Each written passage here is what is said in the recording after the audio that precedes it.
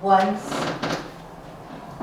when the world was new, and the only sound was the rush of waves against rocks, and the cry of wind over the mountains, a gleaming, jagged stone was born in the fire from Earth's heart.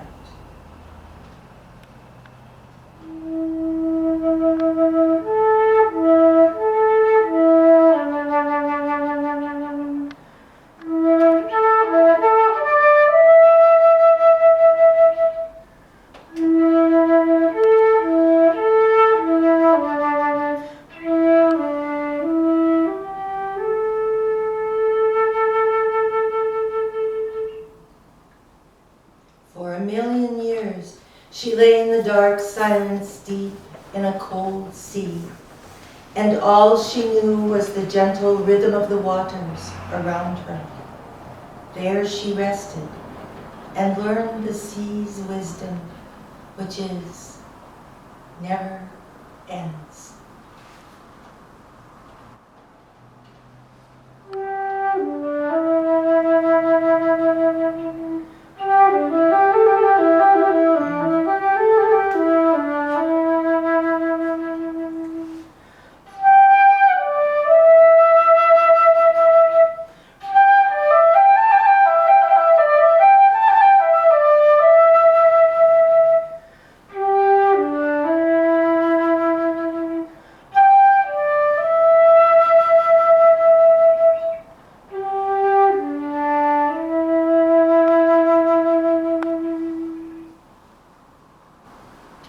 One day, a sea creature hunting for food scooped up the gleaming, jagged stone and swallowed it.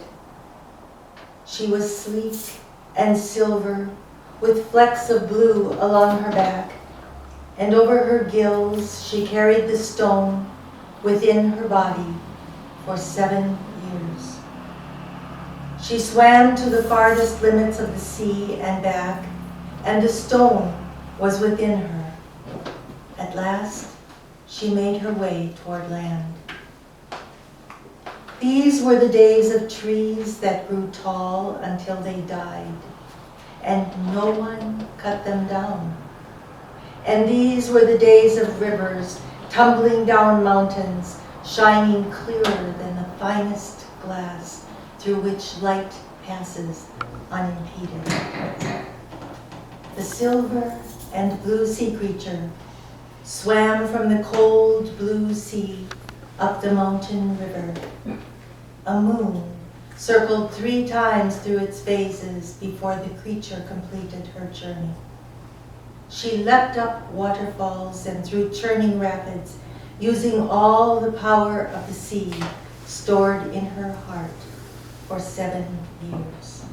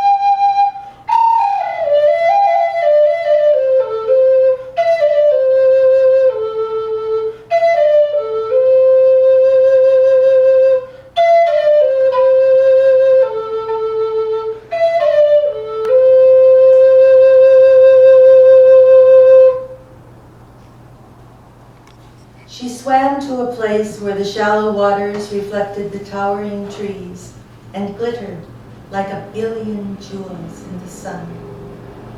She swam to the place where she had been born, and there she laid her eggs, and when she was finished, she rested.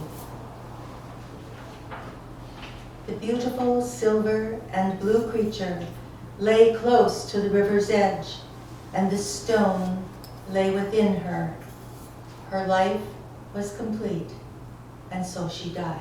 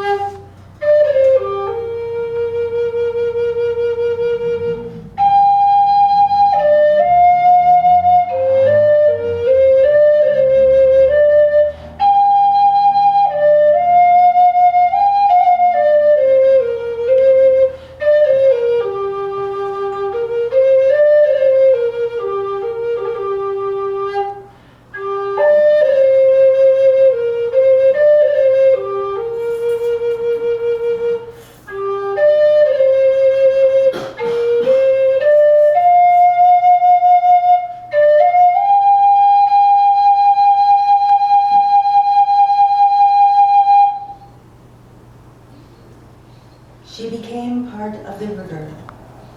Her flesh became food for a mother bear and her cubs. Her bones settled into the riverbed, enriching the land. The beautiful silver and blue creature became part of all creatures and of the riverbed where she had been born. And she freed the jagged stone into the tumbling waters of the mountain river.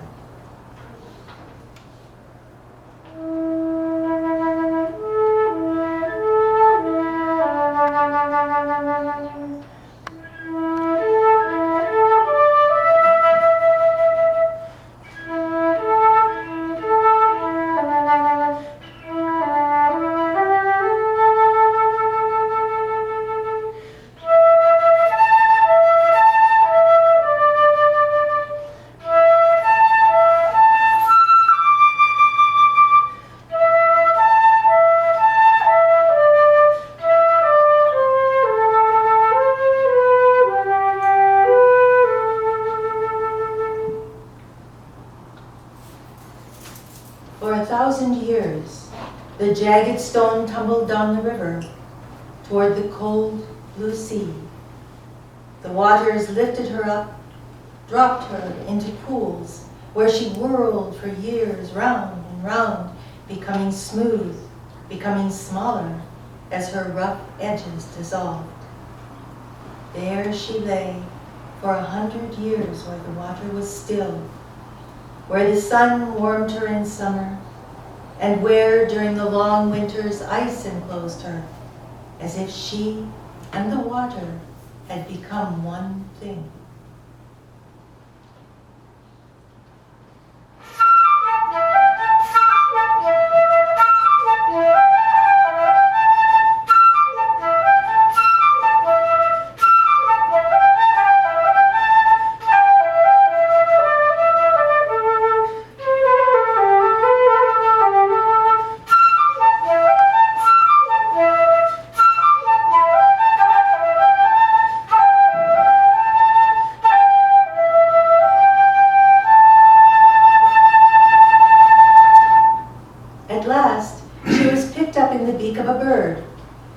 She was perhaps a clam, and dropped back into the current to continue her journey home to the cold blue sea. She learned the wisdom of the river, which was called endure. She learned the wisdom of the sun, which is called receive. The wisdom of 1,000 winters, called wait. The wisdom of the mountain with its trees, its bears, its birds, and the wild flowers was called continue. and the wisdom of the beautiful silver and blue creature who brought her to the mountain in the first place and released her into the river where she could return home to the cold blue sea was called Come Home.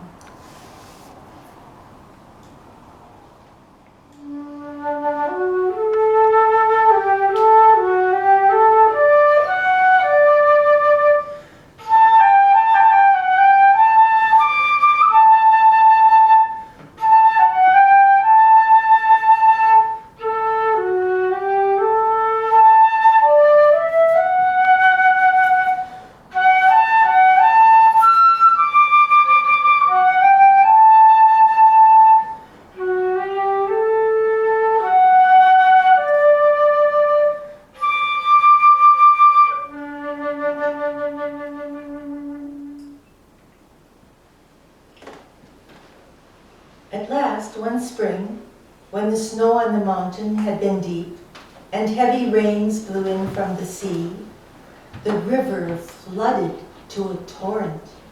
It swept down the mountain, it tore trees out of the earth, it picked up rocks as large as bears, it lifted the stone from where she was wedged between two roots of an aspen tree and whirled her into the torrent.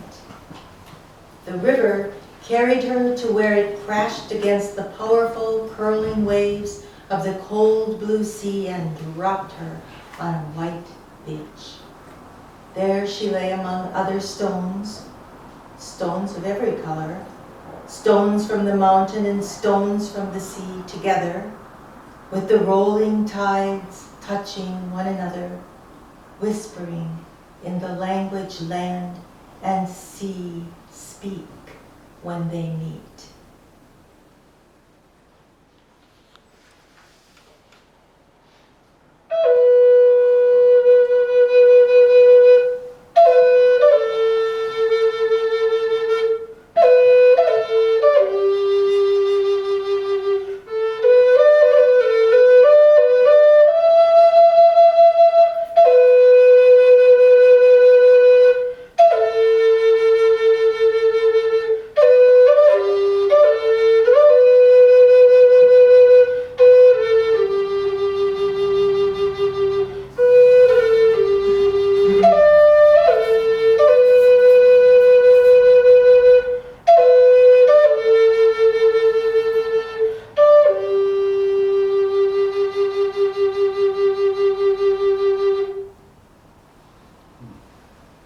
The gleaming stone, which now was smooth and round, whispered on the shore of the cold blue sea for another 1,000 years.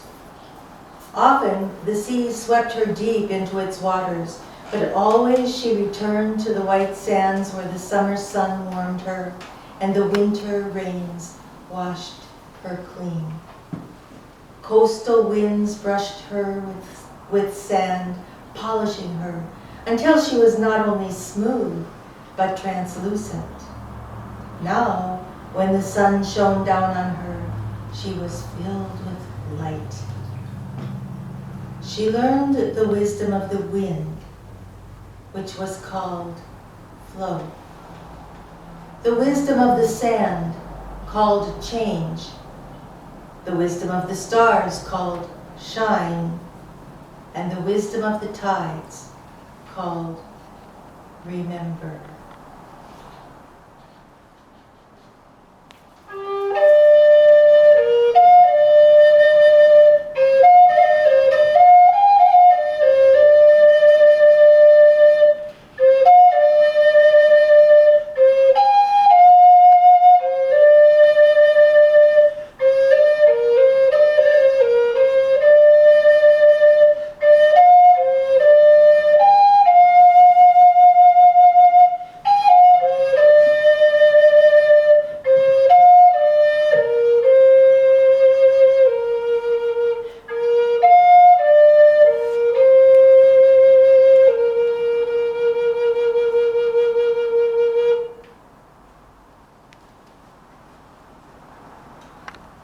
One day, after 1,000 years, a girl child came to the white beach by the cold blue sea. She belonged to a tribe called the People. She had long hair the color of a raven's wing and eyes like black obsidian. Her skin was the color of a well-oiled myrtlewood bowl. The girl child's name was Shell, because she gathered food from the sea to nourish her people. Shell listened to the land talking with the sea in their language of whispers. She thought she could hear her own breath, the beating of her own heart, the sound made by her blood as it traveled through her body. As she walked in the white sand, she watched gulls riding the wind, and far out in the cold blue sea, she noticed a spray of water caused by her brother, the whale. Shell also watched where her feet walked for signs of crabs dug into the sand and places where clams hid. Suddenly, Shell noticed a beautiful stone, one that seemed to shine as though the light of the sun lived within it. She bent to pick it up. The stone felt more smooth than the softest deerskin, and it was round as the full moon. She held it to her forehead and then to the base of her throat, and it was warm. This was the kind of stone her people called finding stone, because whatever you needed in order to live, if you wore this stone, you would find the needed thing.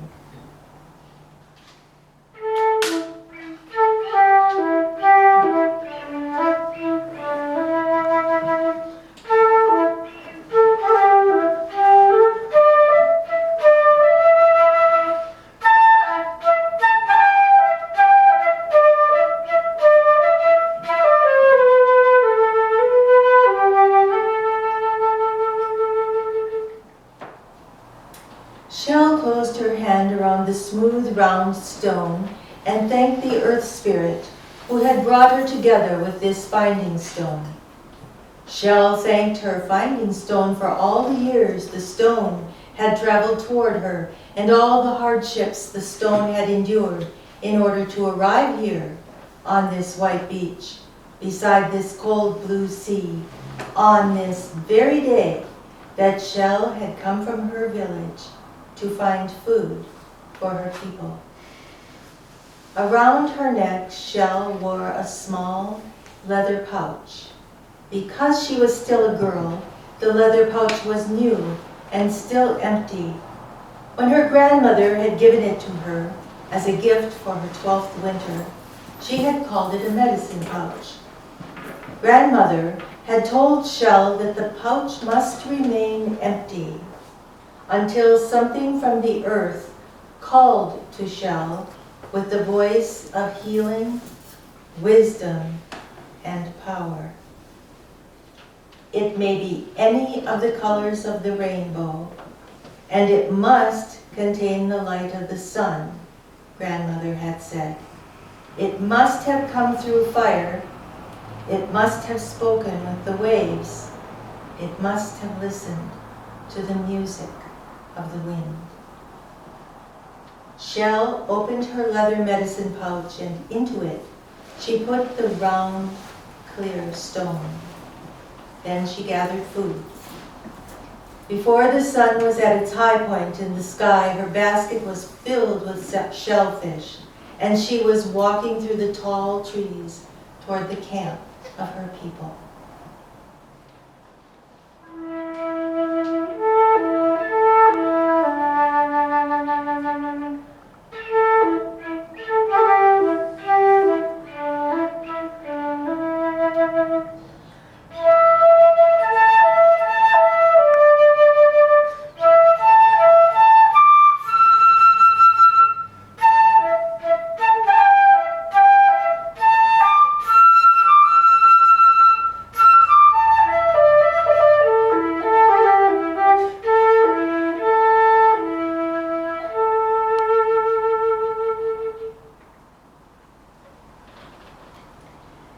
Shell lived 80 summers and 80 winters after that day, and always day and night she wore the medicine pouch that held her finding stone.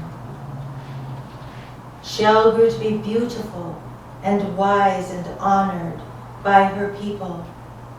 When the people were hungry, she found food. When the people were lost, she found a way. When the people became sick from a mysterious disease, she went to the forest and found an herb that healed them. When the people felt lonely or frightened, when the people cried because their loved ones had died, when the people worried and when their hearts felt like rocks in their chests, Shell found stories to soothe their pain. After many years, the people gave Shell a new name to tell her who she had become in their midst.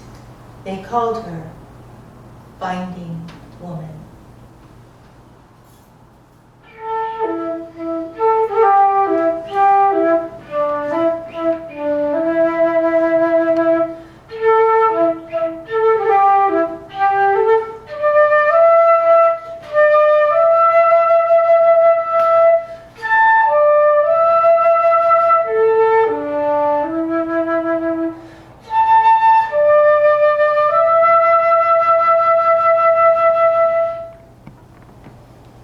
All this time, the smooth round stone lay in the leather pouch over Finding Woman's heart.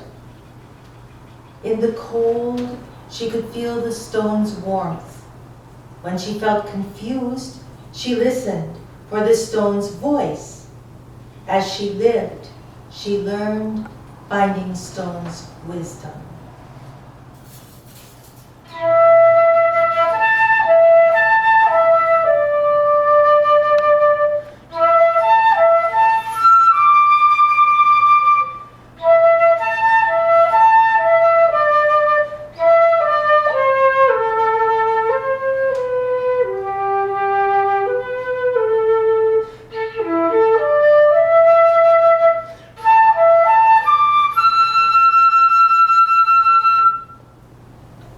As she wondered how to grow from being a girl into being a woman, she heard Finding Stone whisper, "Flow." As she wondered how to give the gift that was herself to the people she loved, she heard Finding Stone whisper, "Shine." As she wondered how people learned to trust one another, she heard Finding Stone whisper, "Receive."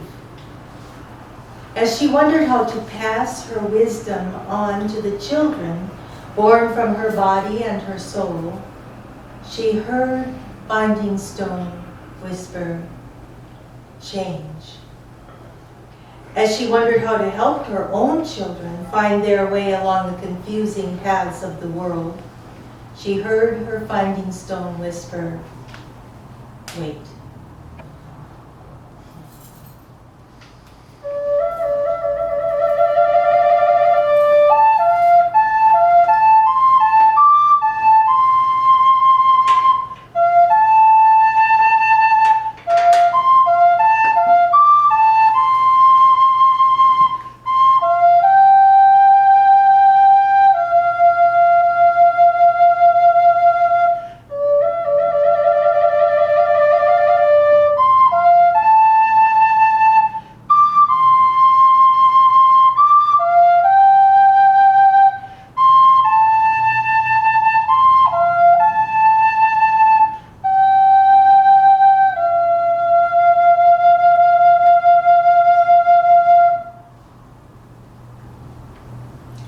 As she lost people whom she loved, because they traveled to the prairie, or the mountain, or the desert, or another sea, or because they made the final journey to the stars, she felt empty in her heart.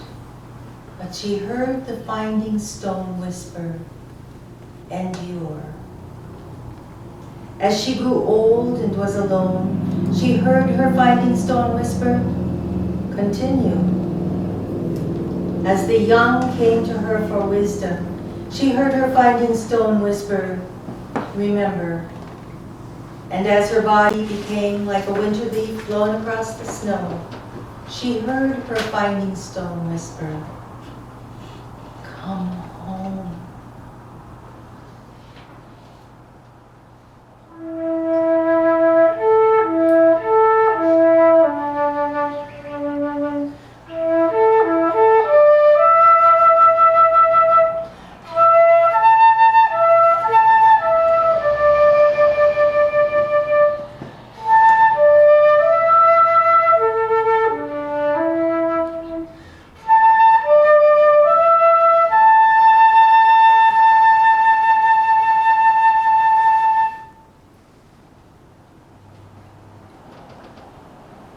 Finding Woman went down to the white beach by the cold blue sea. She lifted her medicine pouch from around her neck and removed the finding stone. She placed it on the beach, and it caught the light of the setting sun as it lingered at the edge between the gray-blue water and the sky. She listened to the whispered language of land and sea talking. She felt she was complete.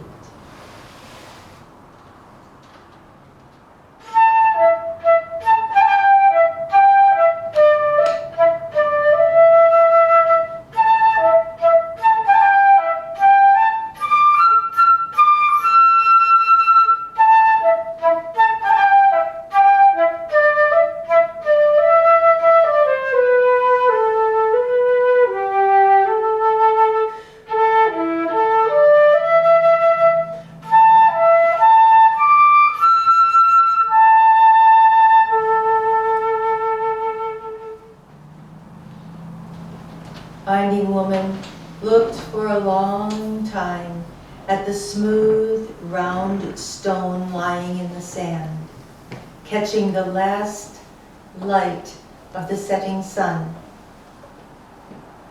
"Someone will find you," she said. "Never ends," the finding stone whispered back into her soul.